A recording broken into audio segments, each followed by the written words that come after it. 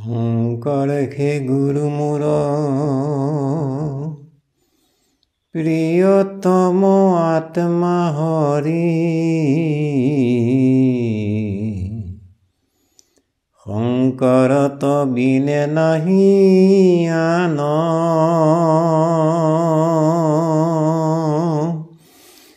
ইহকালে পৰকালে শংকৰে হে গুৰু মোৰ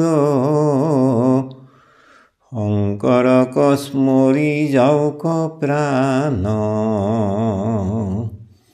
ইৰামি ইহকালে পৰকালে শংকৰে হে গুৰু মোৰ শংকৰক স্মৰি যাওক প্ৰাণ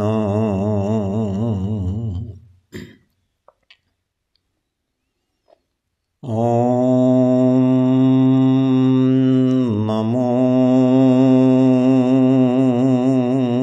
ভগৱতে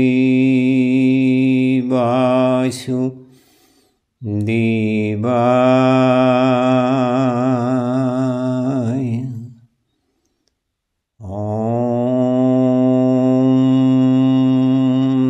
নমো ভগৱতে বাসুদেৱায়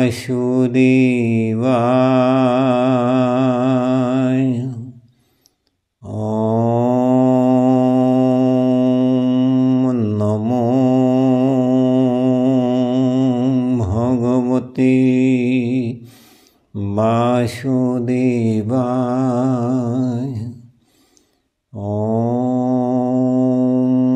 নমো ভগৱতে বাসুদেৱায়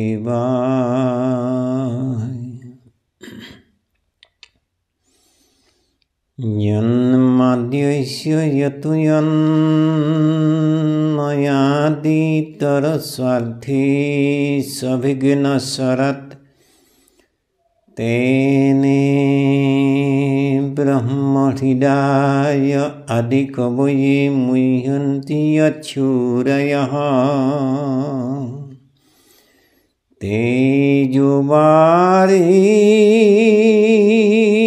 তেজোবারিণীডাং যথা বিনিময়ো যত্র তিসর্গো মৃষা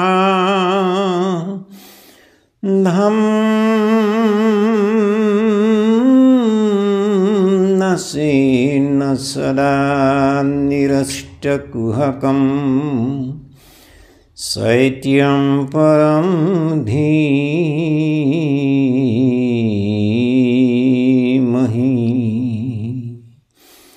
ধর্মঃ পূজ্যেতা কৈতবহত্র পরমো নির্মচ্ছরণম চতম বেদ্যম বাস্তবমত্র বস্তু শিবদম ত্রপত্রয়োন্মূলনম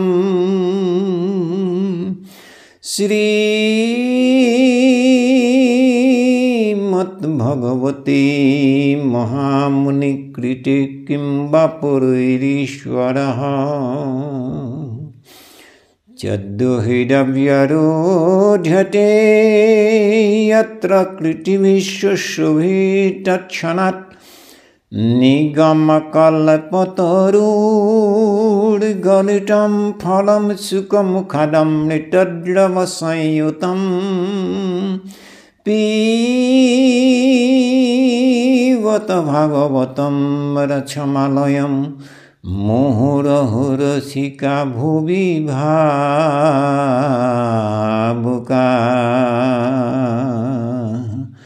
মুহুরহুরসিকা ভুবি ভাবুকা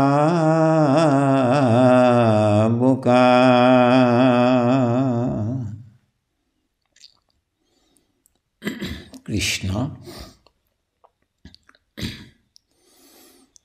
আজন্মৰ সেৱাৰ স্থলী বাপ বান্ধৱ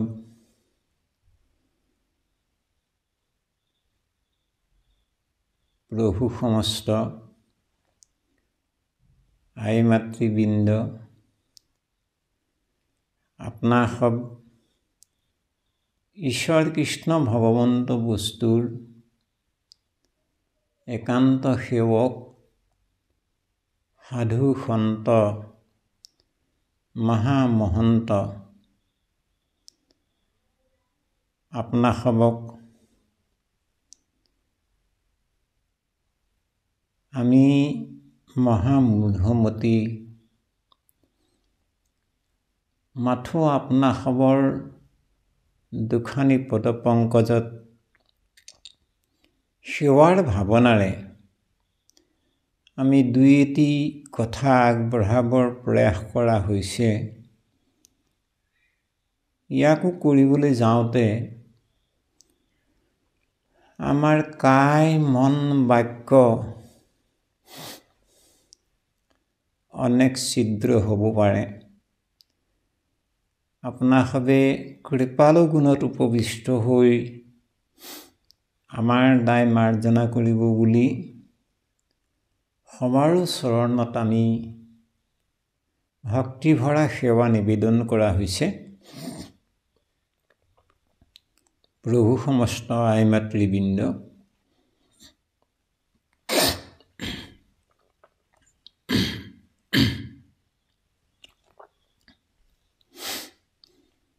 আমি ইয়াৰ আগৰ ভিডিঅ' ভাগত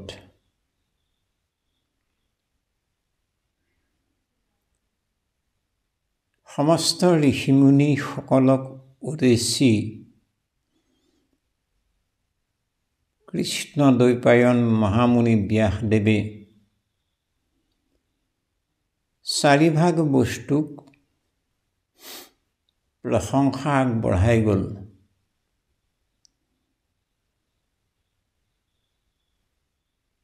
আৰু তাৰ ভিতৰত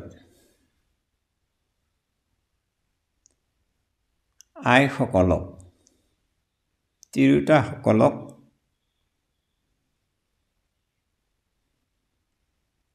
ধন্যবাদ দিছে। এই বিষয়ক আজি আমি পুনৰ সেই আইসকলৰ বিষয়ে কেইটামান কথা আকৌ আগবঢ়োৱাৰ প্ৰয়াস কৰা হৈছে। বাপ সমস্ত আৰু আইসকলৰ মাজত এটা পাৰ্থক্য আছে। বাপ সমস্তৰ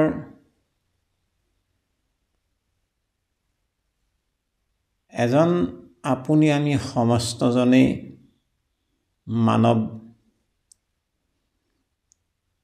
আৰু এটা বিশেষ সময়ত আপোনাসৱক বিষ্ণু ৰূপা বুলি কোৱা হয় বাপ সমস্তক। কিন্তু আই মাতৃ সমস্তক চাৰিটা বিশেষ ৰূপত ৰূপায়িত কৰিছে। ৰূপেশু লক্ষ্মী, আপোনাৰ আইগৰাকী ৰূপত আপোনাৰ সন্মুখত সদায় লক্ষ্মী স্বৰূপা। হয়, দেখিবলৈ আইগৰাকী হয়তো আপুনি বৰ ৰংচঙীয়া আনগৰাকী আইৰ নিচিনা হয়তো নহ'বও পাৰে, কিন্তু ৰঙত যিয়েই নহওক ভিতৰা আত্মা হ'লে এক। দেখিবলৈ বৰ সুন্দৰী অপেশ্বৰী সদৃশা আইগৰাকীৰ হৃদয়ত যি আত্মা, সেই একে আত্মাই ৰূপহীন এগৰাকী আই মাতৃৰ হৃদয়তো বিৰাজমান হৈ আছে, এক আত্মাই। এই আত্মাৰ দৃষ্টিৰে আইসকলক এভাগ বাক্যতে প্ৰকাশ কৰিছে ৰূপেশু লক্ষ্মী, অৰ্থাৎ ৰূপত আইসকল সদায় আপোনাৰ সন্মুখত আপোনাৰ অৰ্ধাংগিনী বা আপোনাৰ গৃহিণী আইগৰাকী লক্ষ্মী স্বৰূপা বুলি কৈছে। সেই লক্ষ্মী স্বৰূপা আপোনাৰ গৃহিণী আইগৰাকীয়ে আপোনাক বা আপোনাৰ পৰিয়ালটিক এমুঠি অন্ন যেতিয়া দিবৰ সময় হয়, অন্নৰ বেলিকা অন্নেষু মাতা, মাতৃৰ লগত আপোনাৰ অৰ্ধাংগিনী আইগৰাকীক তুলনা কৰিছে। আন কোনোবা কাৰোবাৰ লগত তুলনা কৰা নাই, অন্নেষু মাতা বুলি কৈছে। মাতা বা মাতৃ বা আই বা জননী, অৰ্থাৎ নিজৰ সন্তানকেইটাক জননীগৰাকীয়ে, মাতাগৰাকীয়ে যিমান ভাল পায়, সিমান মৰমেৰে, সিমান শ্ৰদ্ধাৰে, সিমান প্ৰেমেৰে সৈতে আপোনাৰ আমাৰ গৃহে গৃহে লক্ষ্মী স্বৰূপা যিসকল আই মাতৃ গৃহ পৰিচালনা কৰি আছে, সেই আইসকলৰ অন্ন বেলিকাও আপোনাক এমুঠি অন্ন দিয়াৰ সময়ছোৱাটোত সেই মাতৃ আপোনাৰ জননী আইগৰাকীয়ে যিদৰে আপোনাক অন্ন খুৱাই ডাঙৰ দীঘল কৰিলে, ঠিক তেনেধৰণে আপোনাৰ গৃহিণী আইগৰাকীও মাতৃৰ নিচিনাকৈ আপোনাসৱক অন্ন প্ৰদান কৰে। সেইকাৰণে অন্নেষু মাতা বুলি কৈছে। কাৰ্যেষু মন্ত্ৰী, আপুনি এজন গৃহস্থ বাপ, আপোনাৰ এটা পৰিয়াল আছে, আপোনাৰ এটা পৰিৱেশ আছে, ওচৰ চুবুৰীয়া গঞা জ্ঞাতি এখন সমাজ আছে, আৰু সেইখন সমাজৰ আপুনি এজন ব্যক্তি। আপোনাৰ ঘৰুৱা পাৰিবাৰিক জীৱনৰ পৰা আৰম্ভ কৰি সামাজিক জীৱনলৈকে আপোনাৰ বহুখিনি কৰ্মৰ লগত আপোনাৰ জীৱন জড়িত হৈ আছে। ঘৰুৱা বা সামাজিক যিকোনো কাৰ্যৰ ক্ষেত্ৰত যিদৰে ৰজাজনক মন্ত্ৰীজনে সদা সৰ্বদাই সদ পৰামৰ্শহে আগবঢ়ায়, ঠিক তেনেকৈ বাপজনক সেই গৃহিণী আইগৰাকীয়ে কিবা বিশেষ কাৰ্য, বিশেষ কৰ্ম যেতিয়া কৰিব লগা হয়, সেই কৰ্মৰ ক্ষণত আপোনাৰ পৰামৰ্শদাতা মন্ত্ৰীৰ নিচিনাকৈ পৰামৰ্শ, সজোপদেশ, পৰামৰ্শ আগবঢ়াওঁতা গৰাকী হ'ল কেৱল গৃহিণী আইগৰাকী। সেইকাৰণে কাৰ্যেষু মন্ত্ৰী, আইসকলৰ ৩ নম্বৰ ৰূপটো হ'ল কাৰ্যৰ বেলিকা মন্ত্ৰীৰ নিচিনা। কৰণেষু দাসী, চাবচোন দাসী কাক কোৱা হয়?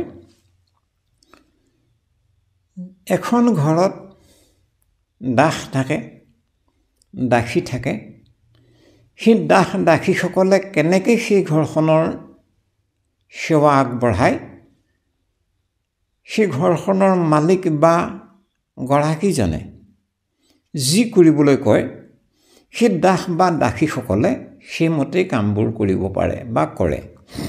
ঠিক তেনেধৰণে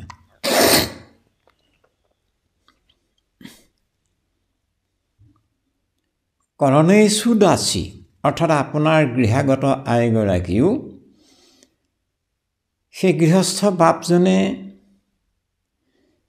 দি যোৱা সিদ্ধান্ত মৰ্মে চাবচোন প্ৰতিখন ঘৰৰ আই মাতৃসকলে কৰ্মবিলাক, গৃহকৃত্য কৰ্মবিলাক কৰোঁতে তদ্ৰূপ কৰ্মবিলাক কৰে, যদ্ৰূপ গৃহস্থজনৰ মালিকৰ হুকুম মৰ্মে যিদৰে দাস দাসীয়ে কাম কৰে, ঠিক তেনেধৰণে আমাৰ গৃহিণী আইসকলেও সেই দাসীৰ নিচিনাকৈ কাম কৰা যিটো নিষ্ঠা, যিটো সততা, যিটো একাগ্ৰতা, যিটো প্ৰেম্য মূৰ্তিৰে কাম কৰা যিটো স্বাভাৱিক স্বভাৱ, সেইকাৰণে কৈছে কৰণেষু দাসী কাৰ্যেষু মন্ত্ৰী অন্নেষু মাতা আৰু ৰূপেষু লক্ষ্মী। গতিকে আই মাতৃসকলৰ ডাঙৰ সৌভাগ্য, এগৰাকী আই মাতৃয়ে এই 4টা ৰূপত ৰূপায়িত হৈ আছে।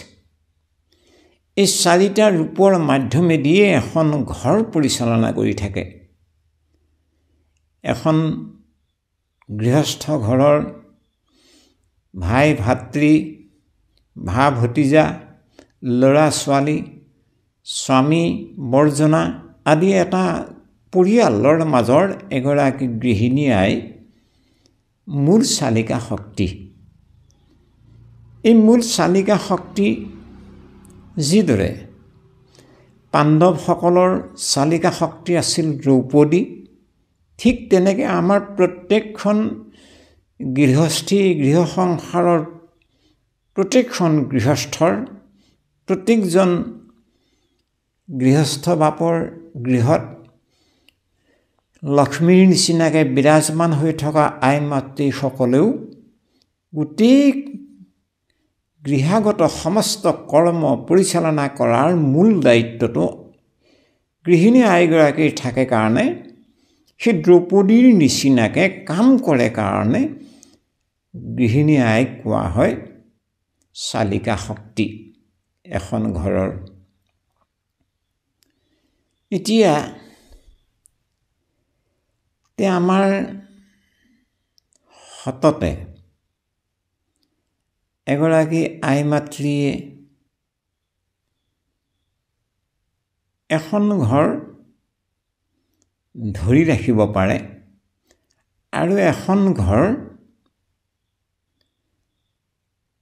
বেলেগো কৰি দিব পাৰে। যদি সেই মহাসতীপৰায়ণ আই মাতৃসকলৰ নিচিনাকৈ সদা সৰ্বদাই যদি মনত সদ্ভাৱনাৰে কৃপা হৈ থাকে, তেতিয়াহ'লে এখন ঘৰ সুন্দৰ ৰূপত পৰিচালনা হ'ব। আৰু যদি তাকে নকৰি পৰিয়ালৰ ভিতৰতে কোনোবা এজনৰ কথা কোনোবা এজনক কৈ কিবা জঞ্জাল লগোৱা বিধৰ হয়, তেতিয়াহ'লে সেই আইগৰাকীৰ কাৰণে সেই ঘৰখন হয়তো বেলেগ হৈ যাব লগা হৈ যায়, থান মান হৈ যাবলগীয়া হৈ যায়। সেইকাৰণে আইসকলে বিশেষকৈ এটা কথা মন কৰিব লগা আছে কি, বোলে আনে যি কৰিলে তুমি ভাল পোৱা আনকো কৰিবা সেই, ওৰ কথা নি তত নলগাবা সাপকো নাযাবা দেই। কবিয়ে কৈছে আনে যি কৰিলে তুমি ভাল পোৱা, আনে কি কৰিলে মই ভাল পাওঁ, আনে মোক সদ্ব্যৱহাৰ কৰিলে মই ভাল পাওঁ, আনে মোক সন্মান কৰিলে ভাল পাওঁ, আনে মোক মৰম কৰিলে ভাল পাওঁ, আনে মোক শ্ৰদ্ধা কৰিলে ভাল পাওঁ, আনে মোক সততা আগবঢ়ালে মই ভাল পাওঁ। মই যিটো নেকি আনে মোক সন্মান কৰিলে ভাল পাওঁ, শ্ৰদ্ধা কৰিলে ভাল পাওঁ, মৰম কৰিলে ভাল পাওঁ, সহায় কৰিলে ভাল পাওঁ, ঠিক তেতিয়াহ'লে আপুনিও এগৰাকী গৃহিণী মূল চালিকা শক্তি এখন ঘৰৰ আই মাতৃ 4টা ৰূপত ৰূপায়িত হোৱা এগৰাকী লক্ষ্মীস্বৰূপা আই মাতৃ হৈ তেতিয়াহ'লে আপুনিও আনক সেই একে ব্যৱহাৰেই কৰিব লাগিব। আপুনিও আনক সন্মান কৰিব লাগিব, আপুনিও আনক মৰম আগবঢ়াব লাগিব, আপুনিও আনক শ্ৰদ্ধা কৰিব লাগিব, আপুনিও আনক সহায় কৰিব লাগিব।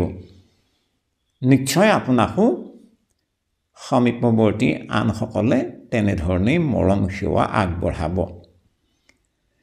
তে এইখিনিতে মই এটা কাহিনী মনত পৰিছে। আমাৰ যেনেকৈ ৰাজনৈতিক পন্থাত যেতিয়া নেকি আমাৰ অঞ্চলৰে কোনো লোকসকলে ইলেকশ্যন প্ৰক্ৰিয়াৰ মাধ্যমেদি কোনোবাই MLA বিধায়ক হৈ জয় হৈ গ'ল, তে সেই বাপজন যে এজন বিধায়ক হিচাপে ওলাই গ'ল এটা সমষ্টিৰ পৰা, তেওঁৰ কাৰণে বহুজন মানুহে ত্যাগ কৰিব লগা হৈছিল। তেওঁ যথেষ্ট কষ্ট কৰিছিল। তেওঁ অকলে কৰা কষ্টৰ কাৰণে জয় হোৱা নাই। তেওঁৰ হৈ তেওঁক ভাল পোৱা বহু কৰ্মচাৰীয়ে তেওঁৰ কাৰণে বহু ত্যাগ কৰাৰ পৰিপ্ৰেক্ষিতত তেওঁ এজন বিধায়ক হিচাপে পৰিগণিত হ'ল। যেতিয়া নেকি বিধায়ক হ'ল বা কোনোবা MLA মিনিষ্টাৰ হৈ তেওঁলোকৰ কাৰ্যকাল হ'ল, আয়ুস হ'ল দিছপুৰত 5 বছৰ। সেই 5টা বছৰত তেওঁলোকে বিভিন্ন সমাজৰ কাম কৰি থাকে। তাৰ মাজত তেওঁৰ কাৰণে অত্যন্ত কষ্ট স্বীকাৰ কৰা হয়তো বহুজন বাপ আইৰ কথা মনত নপৰা হৈ যায়। কিন্তু যেতিয়া গৈ থাকে যেতিয়া 1 বছৰ পাৰ হ'ল, 2 বছৰ পাৰ হ'ল, 3 বছৰ গ'ল, 4 নম্বৰ বৰ্ষটো যেতিয়া ওচৰ চাপেহি, তেতিয়া কিন্তু তেওঁৰ সেই নিজৰ সমষ্টিৰ নিজৰ অঞ্চলৰ হয়তো কোনো 2-1 বিশেষ ব্যক্তিৰ কথা মনলৈ আহে এই ধৰণে যে দেখিও মোৰ সেই অমুক আঞ্চলিকৰ অমুক প্ৰাথমিকৰ অমুক সদস্যগৰাকী মোৰ কাৰণে ইমান কষ্ট কৰিলে। কেনেবাকৈ যদি তেওঁলোক মোৰ ওচৰত অহা হ'লে, মোৰতো আৰু বেছি দিন নাই, গতিকে 5টা বছৰ হওঁ মই থাকোঁতে নিশ্চয় তেওঁলোকৰ কাৰণে কিবা নহয় কিবা এটা দি গ'লোহেঁতেন। এইদৰে কিন্তু ভাবে। ঠিক তেনেধৰণে এই অনন্ত কোটি ব্ৰহ্মাণ্ড আছে বাপ সমস্ত আইসকল ভগৱন্তৰ বিনন্দীয়া সৃষ্টিখনত, আৰু এই অনন্ত কোটি ব্ৰহ্মাণ্ডৰ অনন্ত কোটিজন ব্ৰহ্মাও আছে। তে এখন ব্ৰহ্মাণ্ডত এজন ব্ৰহ্মা, এজন বিষ্ণু, এজন ৰুদ্ৰ থাকে। ঠিক এই অনন্ত কোটি ব্ৰহ্মাণ্ডৰ ভিতৰৰ এখন ব্ৰহ্মাণ্ডৰ এজন ব্ৰহ্মাৰ কিন্তু মনত এই MLA বিধায়কজনৰ নিচিনা ভাৱনা এটা হ'ল। ব্ৰহ্মলোকত এজন ব্ৰহ্মাৰ আয়ুস হ'ল 100 বছৰ। এতেকে বুলি আমাৰ পৃথিৱীৰ লোকৰ বৰ্ষৰ হিচাপেৰে নহয়, ব্ৰহ্মলোকৰ বৰ্ষৰ হিচাপ মৰ্মে এখন ব্ৰহ্মাণ্ডৰ এজন ব্ৰহ্মাৰ আয়ুস হ'ল 100 বছৰ। যিদৰে পৃথিৱীৰ লোকত মনুষ্যৰ আয়ুসত বৰিষ সংখ্যাত মানুহৰ 100 বছৰ আয়ুস পৃথিৱীৰ লোকত, ঠিক ব্ৰহ্মলোকতো এজন ব্ৰহ্মাৰ আয়ুস হ'ল 100 বছৰ। পিছে এখন ব্ৰহ্মাণ্ডৰ এজন ব্ৰহ্মাৰ এই বিধায়কজনৰ নিচিনা হ'ল। তেওঁ 100 বছৰ হওঁ এই পৰ্যায়লৈ গৈ আছে যে তেওঁ সৃষ্টি কৰা জীৱবিলাকৰ ভিতৰত সকলোতকৈ প্ৰিয় সৃষ্টি হ'ল মানুহ। উৰণ, বুৰণ, গজন, ভ্ৰমণ, এই 4 পৰ্যায়ৰ জীৱৰ ভিতৰত মানুহ ব্ৰহ্মাৰ বৰ প্ৰিয় সৃষ্টি। তে ব্ৰহ্মাৰ মনত এই ভাৱনাটো হ'ল যে মোৰতো আৰু বৰ বেছি দিন নাই, 100 বছৰ হওঁ, তে মোৰ প্ৰিয় সৃষ্টি মানুহ যদি মই থাকোঁতে আহিলহেঁতেন মোৰ ওচৰলৈ, তে মানুহে মোক যি বিচাৰে মই তাকে দি দিলোহেঁতেন। এই বুলি কথাটো ভাবি গুণি থাকোঁতে পৃথিৱীৰ লোকৰ পৰা কেইজনমান মানুহ গৈ ব্ৰহ্মলোক পালেগৈ নহয়, ব্ৰহ্মাৰ ওচৰত ওলালেগৈ। ব্ৰহ্মাই মানুহকেইজনক দেখি বৰ আনন্দিত হ'ল আৰু ক'লে, বাপ সমস্ত, মই তোমালোকৰ কথাকে ভাবি আছিলোঁ। তে তোমালোক আহিলা খুব ভাল হ'ল। তে মানুহকেইজনে ক'লে, পিতা আপুনিনো আমাৰ কথা কি ভাবি আছিলে? এই বোলে মোৰতো আৰু বেছি দিন নাই, মোৰ যিমানবিলাক সৃষ্টি আছে সমস্ত সৃষ্টিৰ ভিতৰত মানুহ তোমালোক মোৰ বৰ প্ৰিয় সৃষ্টি। গতিকে মই থাকোঁতেই তোমালোক অহা হ'লে মই এই কথাটো ভাবিছিলোঁ যে তোমালোকে যি বিচৰা মই তাকে দি দিলোঁহেঁতেন, মোৰ কিন্তু আয়ুস বেছি দিন নাই আৰু। বাৰু কোৱাচোন তোমালোকে কি ভাল পোৱা, কি লাগে বাৰু তোমালোকক? তেতিয়া মানুহকেইজনে ক'লে, পিতা আপুনি যদি আমাৰ কাৰণে প্ৰসন্ন হৈছে তেতিয়াহ'লে আমি আমাৰ সুখ হোৱাটো বিচাৰোঁ। ব্ৰহ্মাই ক'লে, হয় নেকি? ব্ৰহ্মাই কথাষাৰ শলাগি ভিতৰলৈ গ'ল, গৈ মানে টোপোলা দুটা মুখ বান্ধি আনিলে। টোপোলা দুটাৰ ওপৰত দুটা লেভেল লগাই আনিছে। এটা টোপোলাৰ লেভেলত লিখা আছে যে আনৰ দোষ আনৰ গুণ, আনটো টোপোলাত লেভেল মৰা আছে নিজৰ দোষ আৰু নিজৰ গুণ। তে মানুহৰ আগলৈ মানুহৰ হাতত টোপোলা দুটা ব্ৰহ্মাই আগবঢ়াই দি ক'লে, হেৰা মানৱ, এই লোকৰ দুখ গুণৰ টোপোলাটো সদায় পিছত ৰাখিবা, নেচাবা। এইটো নিজৰ দুখ গুণৰ টোপোলাটো সদায় সন্মুখত ৰাখিবা, মাজে সময়ে খুলি চাবা। যিমানেই নিজৰ দুখ গুণ নিজে চাবা, চিন্তা কৰিবা, অনুশোচনা কৰিবা, ভাবিবা, সিমানেই তোমালোকৰ সুখ হ'ব। তে এইবুলি ক'লে আৰু বিদায় দিলে। মানুহে সেই পিতাই দিয়া ব্ৰহ্মাই দিয়া টোপোলা দুটা ঠিক তেনেধৰণে হাতত লৈ আহিল। লোকৰ দুখ গুণৰ টোপোলাটো পিঠিত ৰাখিলে, পিঠিফালে, আৰু নিজৰ দুখ গুণৰ টোপোলাটো সোঁহাতে আগফালে ওলমাই ল'লে। আহি আছে মানুহ। তে ৰাস্তা আহি থাকোঁতে মানুহজনৰ ভাৱনাটো ওলোটা হ'ল। যে ব্ৰহ্মাই পিতাইনো এই দুখ গুণৰ টোপোলা দুটা দিছে, কিনো দুখ আছে বা, কিনো গুণ আছে বা, আৰু নিজৰনো দুখ গুণ নিজে কেনেকৈ চাওঁ বাৰু? এইটো নিজৰটো পিছলৈ থওঁ, এই বুলি নিজৰটো পিছলৈ থৈ লোকৰ দুখ গুণৰ টোপোলাটো আগফালে আনিলে। আনি এডোখৰত ৰৈ লোকৰ দুখ গুণৰ টোপোলাত লাহেকৈ গাঁঠি খুলিবলৈ ধৰিলে নহয়।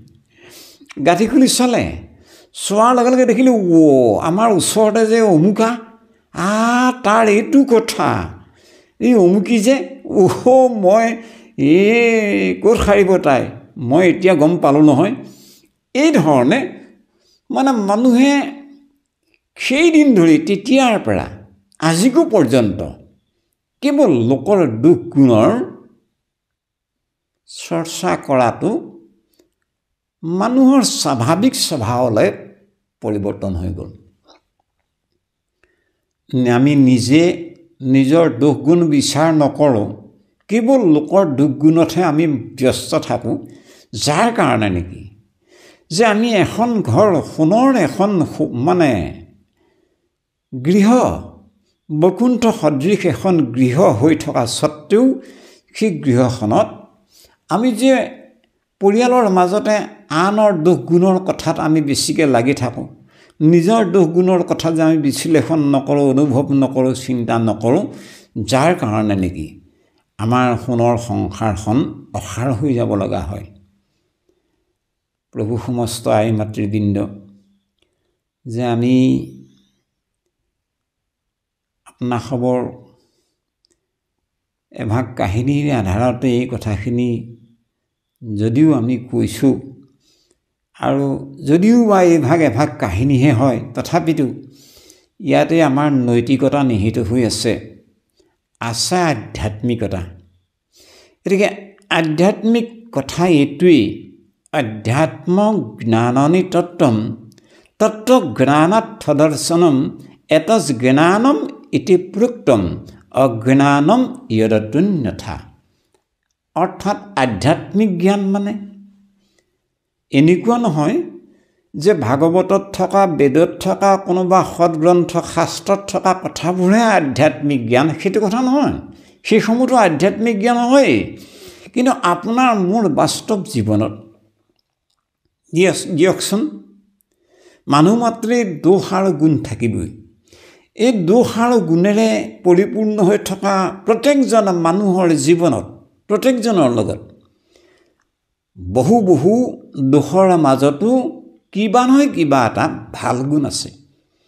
এই ভাল গুণটোক চিন্তা কৰি, সেই ভাল গুণটোকহে দৰ্শন কৰি, সেই ভাল গুণটোৰ জৰিয়তে আমি নিজৰ খোজটো আগবঢ়োৱাৰ কৰা প্ৰয়াস, ইয়াৰ নাম হ'ল আধ্যাত্মিক জ্ঞান। আৰু ইয়াৰ বাহিৰে অজ্ঞানম য়দতন্যথা, মানে আনৰ যিমানবিলাক আমি দোষ খুচৰি আমি খন্তেকৰ কাৰণে আনন্দিত হ'বলৈ বিচৰা যিটো প্ৰয়াস, ইয়াৰ নাম হ'ল অজ্ঞানতা। অজ্ঞানম য়দতন্যথা। আমি যাতে সমস্তজনে আধ্যাত্মিক জ্ঞানৰ জৰিয়তে আমি গুৰু দেও নাম ভকতৰ কৃপাৰ মাধ্যমেদি আমি সমস্তজনে যাতে আমাৰ প্ৰত্যেকৰে গৃহখন বৈকুণ্ঠ সদৃশ কৰিব পাৰোঁ, এই ভাৰাষাৰে আপোনাক সবাৰ চৰণত আজিৰ কাৰণে আমি পুনৰ সেৱা ধৰি আজিৰ ক'ব লগা কথাকেইটা আমি ইমানতে সামৰা হ'ল। কৃষ্ণ।